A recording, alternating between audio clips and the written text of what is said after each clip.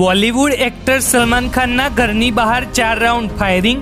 મુંબઈ સ્થિત Galaxy apartment ખાતે વહેલી સવારનો બનાવ.